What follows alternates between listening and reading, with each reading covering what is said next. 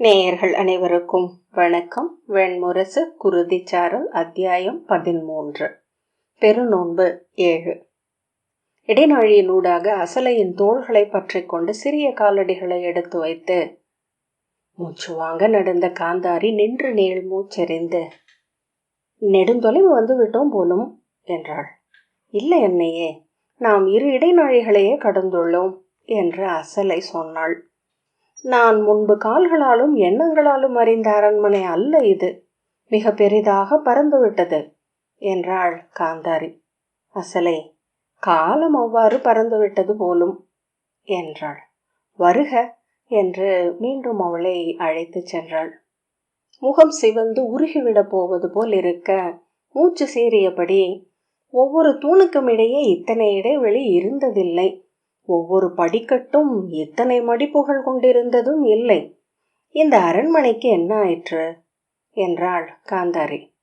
அசலை, அது நம்முடன் விளையாடுகிறது பேரரசி.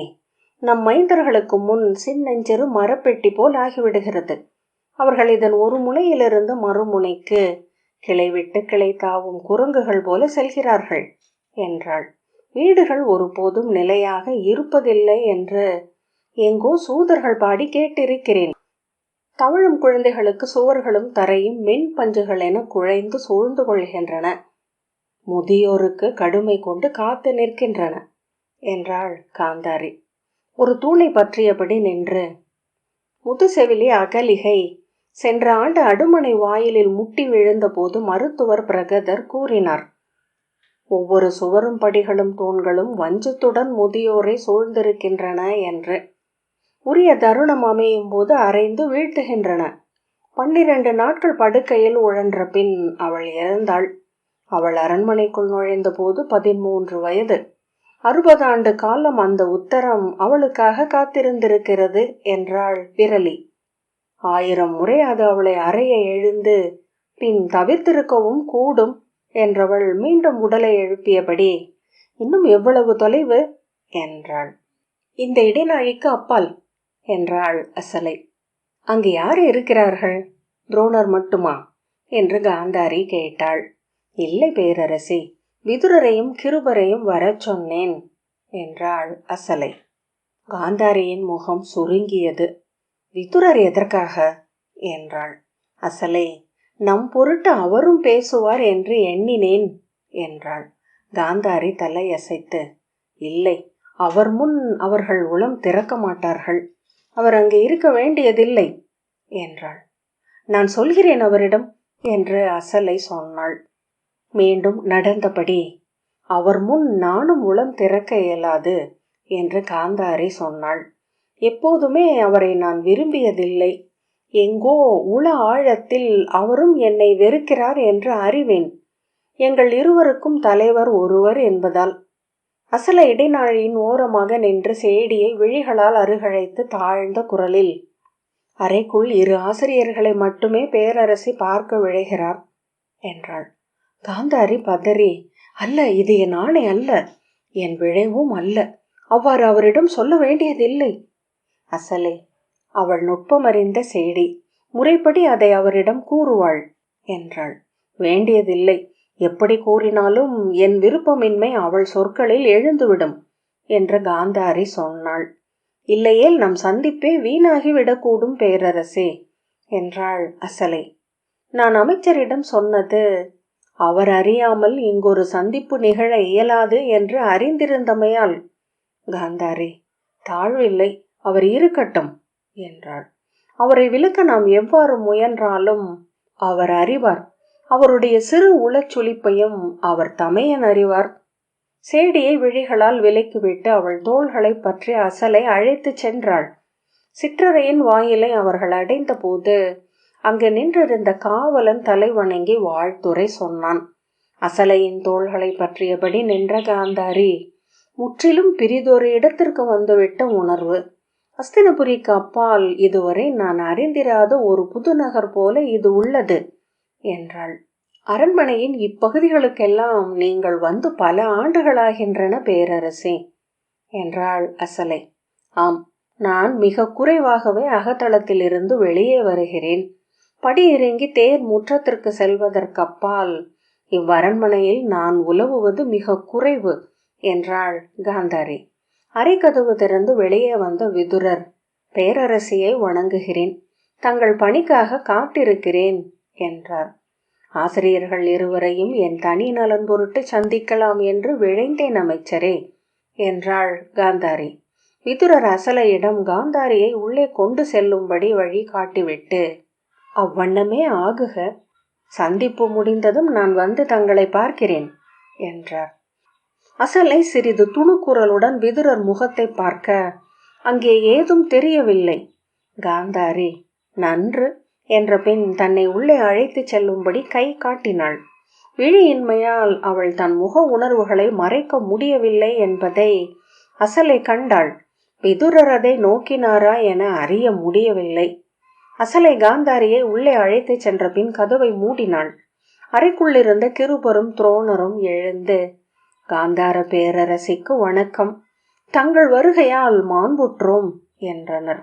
துரோணர், இது என் குடிக்கும் எனக்கும் நற்பொழுது பேரரசே என்றார்.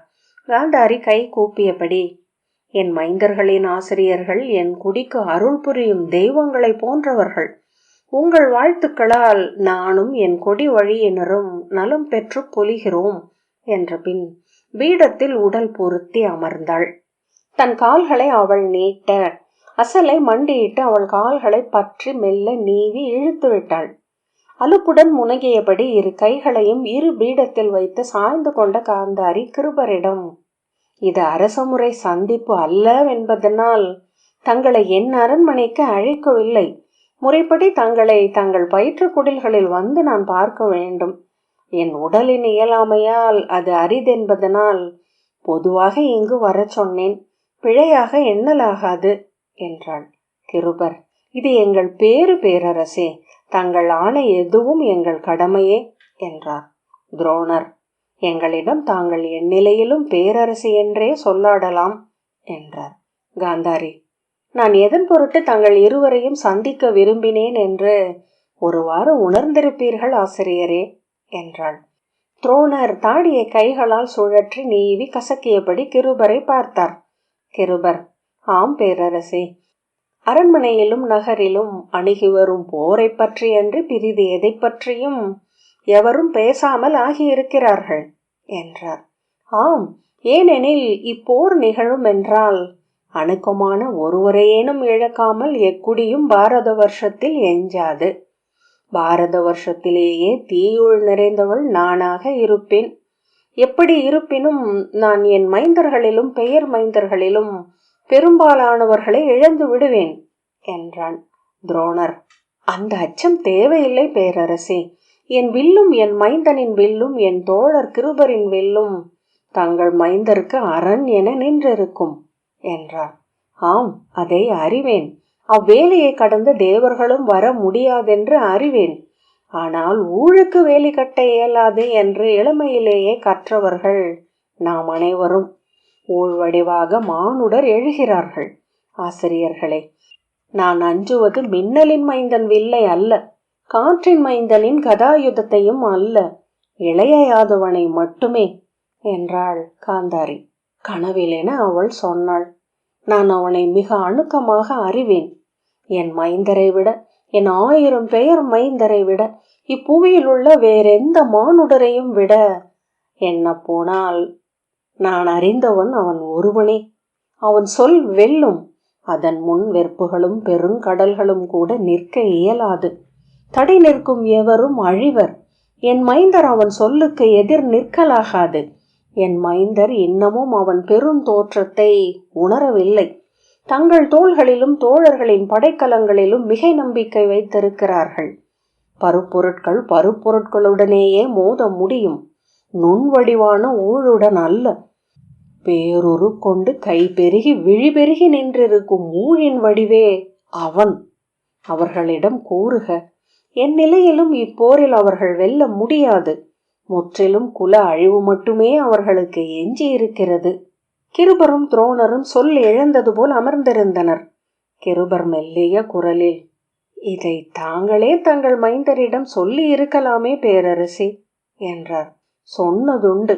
ஆனால் 14 ஆண்டுகளுக்கு முன்பு அன்று அச்செய்தியை கேட்ட பின் அவன் என் மைந்தன் அல்ல என்று விலக்கி கொண்டேன். பிரிதொரு பெண்ணின் பெற்றி அறியாதவன் அன்னையை அறிந்தவன் அல்ல. பெண்ணுக்கு இழைக்கும் சிறுமை எதுவும் தன் மூதன்னையருக்கு எதிரானதே என்று உணராதவனிடம் எச்சொல்லை நான் உரைப்பது? அவன் அழிந்தால் அதை மூதன்னையரின் சொல் என்றே கொள்வேன். எனக்கு அதில் துயரேதுமில்லை. அதிர்ந்தவர் போல கிருபர் துரோணரை நோக்கினார். துரோணர் விழி தாழ்த்தி இருந்தார். இப்போர் திரண்டெழுவதை பல மாதங்களாக பார்த்து கொண்டிருக்கிறேன். இதை தவிர்க்க இயலாதென்றும் அறத்தின் ஆறு இதுவென்றும் எண்ணினேன். இவள் வந்து என்னிடம் சொன்னாள், என் பெயர் மைந்தரின் பொருட்டேனும் இப்போரை தவிர்க்க வேண்டும் நான் என்று. இங்கு நான் வந்திருப்பது என் மைந்தரின் பொருட்டு அல்ல. அவர்களின் முடிவை அவர்களே தங்கள் செயல்களால் வடித்து கொண்டார்கள். என் பெயர் மைந்தர் ஏதும் அறியாதவர்கள். காட்டில் விளையாடும் களிற்று குழவிகள் போல இனிய அறியாமையால் நிறைந்தவர்கள். அவர்கள் வாழ்வதற்கு முன் மண்படுவது துயர் மிக்கது. அது நிகழலாகாது. அதன் பொருட்டே உங்களிடம் மன்றாட வந்தேன். துரோணர் கிருபரை பார்த்துவிட்டு, நாங்கள் அரசரிடம் என்ன சொல்ல முடியும் அரசே? போர் ஒழிய வேண்டும் என்றால் நிலம் பகுக்கப்பட வேண்டும். அதை ஒருபோதும் அரசர் செய்ய மாட்டார். கிருபர், படை திரண்டு விட்டது. சத்திரிய பேரவை ஒன்று விரைவில் கூட்டப்படவிருக்கிறது. அதில் படைத்தலைவர்களும் அறிவிக்கப்படுவார்கள். இந்நிலையில் போரை தவிர்ப்பது குறித்து நாம் பேச என்ன இருக்கிறது? நீங்கள் இருவரும் படைக்களம் கொண்டு அவனுக்காக களம் நிற்க மாட்டீர்கள் என்று சொல்லுங்கள். உங்களை நம்பி போருக்கெழ வேண்டாம் என்று அறிவுறுத்துங்கள் என்றாள் காந்தாரி. துரோணர், அது தங்கள் ஆணை என்றால் அதை மீற இயலாது. ஆனால் அதன் பின் உயிர் துறப்பதன்றி எங்களுக்கு வேறு வழி இல்லை பேரரசே. எங்கள் வில் அரசருடன் நிற்கும் என்று சொல்ல அளித்தவர்கள் நாங்கள். எதன் பொருட்டும் கடமையிலிருந்து விலகி நிற்பது எங்களால் இயலாது என்றார் கிருபர். நீங்கள் பிதாமகரிடம் பேசி பார்க்கலாம். இத்தருணத்தில் அவர் ஒருவரே அரசருக்கு அறிவுறுத்தும் நிலையில் இருப்பவர். நான் அவரிடமும் பேசினேன் என்றாள் காந்தாரி. இங்கிருக்கும் ஒவ்வொருவரிடமும் பேசுவதாக இருக்கிறேன். அங்கன் என் மைந்தனுக்கு ஒருபடி மேலானவன். அவனை அழைத்து சொல் பெறலாம் என்றும் எண்ணுகின்றேன். துரோணர், பாரத வருஷமே 2 அணிகளாக பிரிந்து விட்டது பேரரசே. தொல்புகழ் வேதங்களின் தரப்பு நாம். வேதத்திற்கு அரணென எழுந்த சத்திரியர் அனைவரும் இங்கு அணி வகுத்திருக்கிறார்கள். இங்கு நின்று இருப்பதே பிதாமகரும் நாங்களும் இயல்பாக எடுக்க வேண்டிய நிலை. வேதம் மறுத்து பிற வேதம் காண்பவர் எவராக இருந்தாலும் இங்கு தங்கள் பிழையுணர்ந்து வந்து பணிந்து மறுவழி தேர்வதே உகந்தது என்றார். காந்தாரி புருவம் சுளித்து அவர் சொல்லை கேட்டு அமர்ந்திருந்தாள். கிருபர், ஆம், குடிக்கும் மண்ணுக்கும் நெறிக்கும் சொல்லுக்கும் மேலானது வேதக்கடன் என்றார். அசலே, வேதம் வகுத்த வழியில் எனில் அந்தனர் அரசாள்வது எப்படி ஆசிரியரே என்றாள். மகளே என்று காந்தாரி அசலையின் கைகளை பற்றினாள். துரோணரின் கைகள் நடுங்கத் தொடங்கின. என்ன சொல்கிறாய்? யாரிடம் பேசுகிறாய் என்று தெரிகிறதா? தங்களிடம்தான் ஆசிரியரே. வேதம் அந்தனருக்கு வேள்வியையும் ஊழ்கத்தையும் மட்டுமே அறிவுறுத்தியது. இறந்துண்ணதலும் துறந்து மீளுதலும் அன்று பிரிதொரு வாழ்வையே அவர்களுக்கு அது வகுக்கவில்லை. வில்லேந்தி போரிடுவதோ மண் வென்று முடிசூடுவதோ அவர்களுக்கு உகந்ததல்ல. வேத மறுப்பென்றால் அதன் முதன்மை பழி உங்களுக்கே அமையும் என்றாள். துரோணர் பீடம் விசையுடன் எழுந்து, என்னை சிறுமை செய்யும் பொருட்டு பேசுகிறாயா? மெய் உங்களை சிறுமை செய்யும் என்றால் பொய் மேலும் சிறுமை செய்யும் என்று உணர்க என்று அசலை சொன்னாள். உங்கள் உள்ளம் எவ்வகையில் ஓடுகிறதென்று உணர்வது மிக எளிது. உங்கள் மைந்தர் பாஞ்சாலத்தின் அரசர் என முடிசூடிய போது உங்களுள் வாழ்ந்த அந்தனர் முற்றாக மறைந்தார். அவையில் பட்டு துணிக்கு இப்பால் அமர்ந்து உங்கள் சொற்களை கூர்ந்து கேட்டிருக்கிறேன். எந்த அவையிலும் உங்கள் மைந்தரின் புகழ் பாடாமல் நீங்கள் இருந்ததில்லை என்றாள் அசலை. ஆம், அவன் என் மைந்தன். வில்லேந்தினால் பாரத வருஷத்தை வென்று மும்முடி சூடும் ஆற்றல் கொண்டவன்.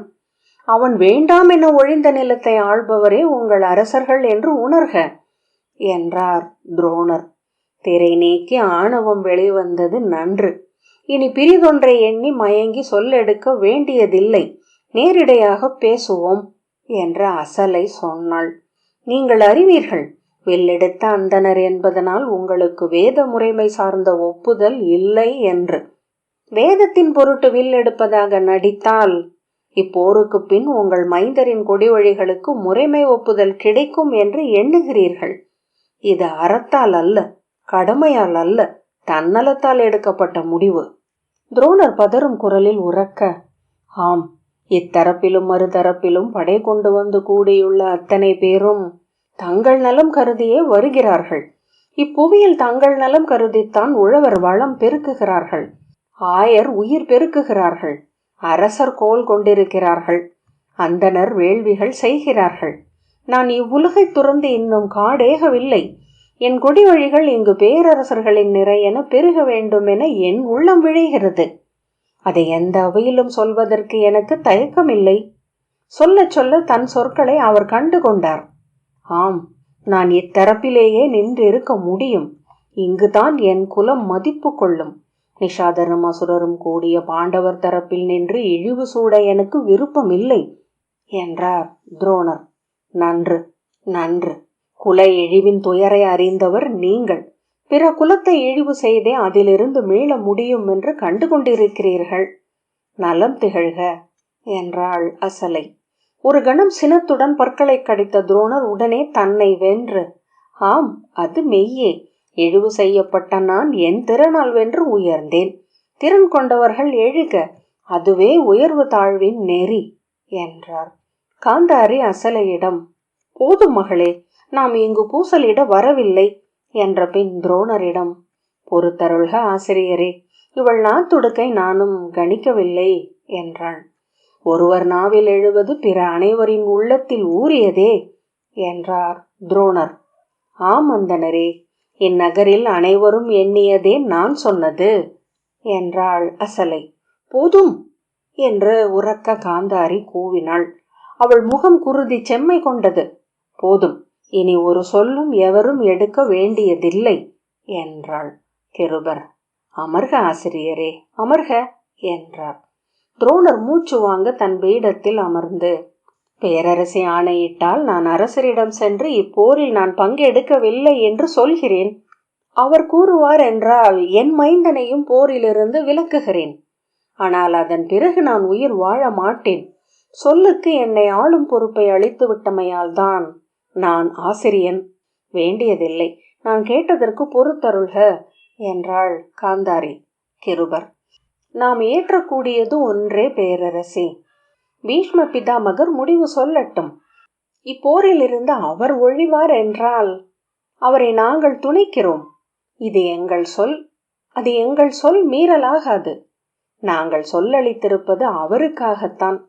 துரோணரும் அவருக்கே கட்டுப்பட்டவர் என்றார். ஆம் என்று துரோணர் சொன்னார். அவர் எடுப்பது எந்த முடிவாயினும் அவருடன் நான் நிற்கிறேன். காந்தாரி இரு கைகளையும் விரித்து, இன்று காலை நான் அவரிடம் பேசினேன். என் சொற்களை அவர் மறுத்து விட்டார் என்றாள். அசலை, இல்லை, அதன் பின் நான் சென்று அவரிடம் பேசினேன் என்றாள். கிருபர் திகைப்புடன் அசலையை பார்த்து, தனியாகவா என்றார். ஆம், அவரது நீண்ட வாழ்வில் இரண்டாம் முறையாக அவர் விழிகளை பார்த்து பேசிய பெண் நான். அவர் கேட்க விரும்பாத அனைத்தையும் சொன்னேன். அவை அனைத்தும் உண்மை என்று அவர் உணர்ந்தார். அவர் ஒப்புவார் என்றாள். அவர் வந்து அவையில் உரைப்பாரா, எழவிருக்கும் இப்போரிலிருந்து தான் முற்றொழிவதாக என்று கிருபர் கேட்டார். ஆம், அவர் ஒழிவார். பிரிதொரு நிலையும் அவர் எடுக்க இயலாது என்று அசலை சொன்னாள். பிறகென்ன, அவர் ஒழிவார் என்றால் நானும் துரோணரும் போர் ஒழிகிறோம் என்று கிருபர் சொன்னார். நாங்கள் மூவரும் போரில் இல்லை என்றால் அங்கனை மட்டும் நம்பி இளையாதவனை எதிர்க்க முடியுமா என்று அரசர் எண்ணாமல் இருக்க மாட்டார். ஒரு கணம் அவர் அவ்வாறு ஐயுற்றால் கூட அதை பற்றி கொண்டு போரிலிருந்து நீங்கள் அவரை பின் இழுக்க முடியும். காந்தாரி தளர்ந்தவள் போல் தலை குனிந்து அமர்ந்திருந்தாள். அசலை, அவர் அரசரிடம் அதை கூறட்டும். அதன் பின் அரசரை போரிலிருந்து பின்னிழுக்க நானும் அரசியும் முயல்கிறோம். துரோணர், உன் உணர்வுகள் புரிகின்றன அரசி. அன்னை என மைந்தரை என்று பிற எதையும் நீங்கள் எண்ணவில்லை. அதுவே உயிர்களுக்கு இரையளித்த தன்னியல்பு. உங்கள் முயற்சி வெல்லட்டும் என வாழ்த்துகிறேன். காந்தாரி அசலையின் கைகளை பற்றியபடி நடந்தாள். பழுதற்ற பெருஞ்சுவர் முன் நிற்பதைப் போல உணர்கிறேன். ஏதேனும் ஒரு வழி இருக்கக்கூடும். இருந்து அதை நாம் ஆராயாமல் விட்டுவிட்டோம் என்று ஆக வேண்டியதில்லை என்றாள் அசலை. இவர்கள் தவிர்க்கிறார்கள். போரை விரும்பும் அகம் தெரிகிறது என்றாள் காந்தாரி. அவர்கள் போரை விரும்புவது உலகியல் நலன் நாடி மட்டும் அல்ல. அவர்கள் சலித்திருக்கிறார்கள். வாழ்நாளெல்லாம் படைக்கலங்களுடன் புழங்கியவர்கள். படைக்கலம் அவர்களை கையில் எடுத்துவிட்டது. அசலை, இருக்கலாம் அன்னையே, ஆனால் அவர்களுக்குள்ளும் தந்தையர் வாழ்வர். இத்தனை சொல்லெடுத்தாலும் துரோணர் உள்ளாழத்தில் தன் மைந்தனின் உயிருக்காக அஞ்சுவார் என்றே எண்ணுகிறேன். அதை நோக்கியே நான் பேசினேன். அவர் மகனை நினைவுறுத்தாமல் நாம் அவரிடம் எதையும் கோர முடியாது என்றாள் காந்தாரி. அவரை வெல்லப் போவது எதுவென்று பார்ப்போம் என்றாள். மூதன்னையரே, வாழ்வதே வீண் என்று தோன்றும் கணம் எத்தனை கொடிது என தனக்குத்தானே என சொல்லிக் கொண்டாள். குருதிச்சாரல் 13வது அத்தியாயம் இத்துடன் நிறைவு பெற்றது.